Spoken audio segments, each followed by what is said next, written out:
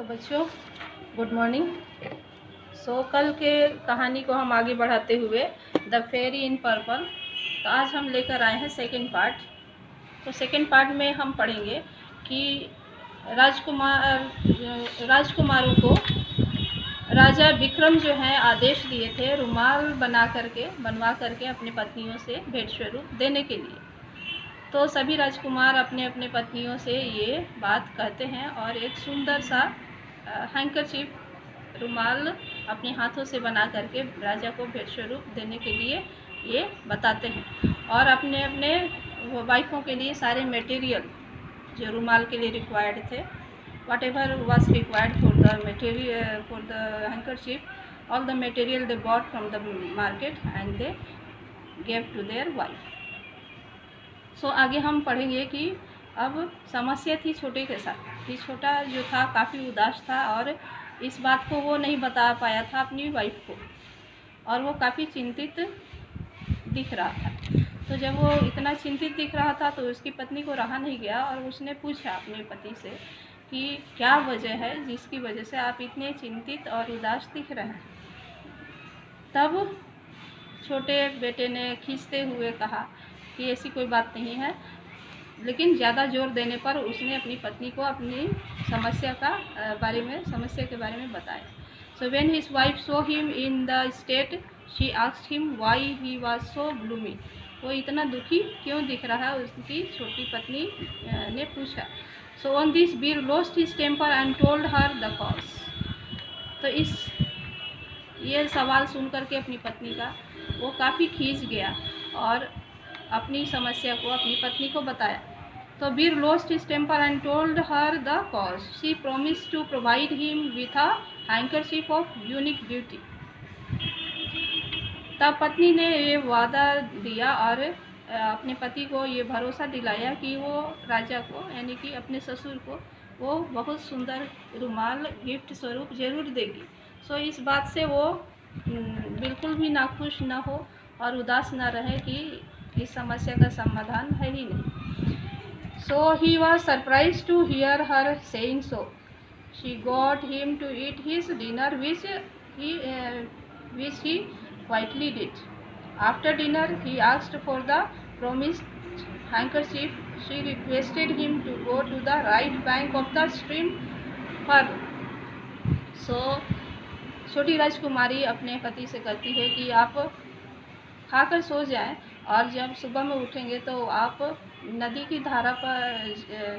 पर जाइएगा। वहाँ नदी के धारा के पास आप खड़ा हो जाइएगा किसी पीपल के वृक्ष के नीचे, और पीपल के वृक्ष के नीचे खड़े होकर के आप 3 बार आवाज़ दीजिएगा, और सारी बातों को वो सिखा करके अपने पति को वहाँ भेजती है। So peepal tree and stand under it on horseback. In the afternoon there he was to shout out 3 times. दोपहर के समय उस पीपल वृक्ष के नीचे घोड़े पर सवार होकर के उसको वहाँ खड़े रहना चाहिए था। घोड़े पर सवार होकर के उसको वहाँ पीपल के नीचे रहना था, और वहाँ दोपहर के समय उसे 3 बार आवाज़ देना था। क्या आवाज़ देना था वो सब कुछ सिखा करके छोटी राजकुमारी भेजी थी। Upon this someone would ask whose request. उस राजकुमार को ये शाउट करके 3 बार बोलना था कि I have a request, I have a request, I have a request. ये बात 3 बार उसे बोलनी थी उस पीपल पेड़ के नीचे दोपहर के समय।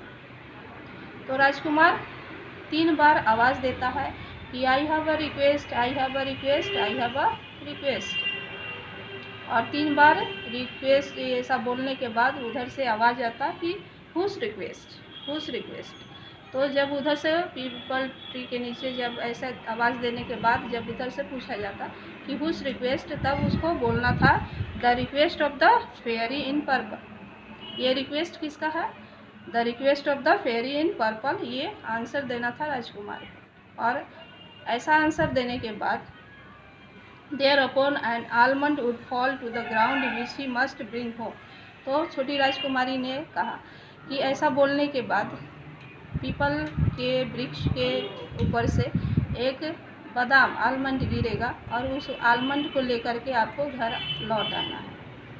तो राजकुमार ने ऐसा ही किया, वो आलमंड लेकर के घर आया और वो काफ़ी थका हुआ था और थके होने की वजह से वो बहुत खिंचा हुआ था, गुस्सा में था और वो फेंक करके उस आलमंड का बहुत बेपरवाही से अपनी वाइफ की तरफ फेंक देता है और वो आलमंड उसके सिर से जाके टकरा जाता है राजकुमारी के।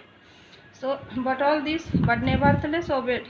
To his great astonishment everything occurred as his wife had said। सो सब कुछ वैसा ही हुआ जैसा कि उसकी वाइफ ने उसे कह के समझा के भेजा था और सब कुछ वैसे ही हुआ। He threw it at his wife in a fit of rage and it would have struck her on the forehead had she not jumped out of the way। अगर वो वहाँ से जहाँ पर आलमंड फेंका था राजकुमार ने वहाँ से नहीं वो हटती तो उसके सिर से टकरा जाता। So she picked it up and asked him to shut his eyes for 2 minutes। तो उसने उस आलमंड को उठाया और उसने 2 मिनट के लिए अपनी आंखें बंद की। तो as soon as he did so she broke the almond in half। तो जैसे ही उसने 2 मिनट के लिए आंख बंद किया उसने आलमंड को 2 भागों में तोड़ दिया। और जब उसने आलमंड बादाम को 2 भागों में तोड़ा, what did he see on opening his eyes। उसने जब अपनी आंखें खोली तो क्या देखा। So a silk handkerchief of unrivaled beauty। एक असाधारण सुंदरता वाला रुमाल उस बादाम से प्रकट हो गया। So the like of which he had never seen before। ऐसा रुमाल उसने कभी नहीं देखा था।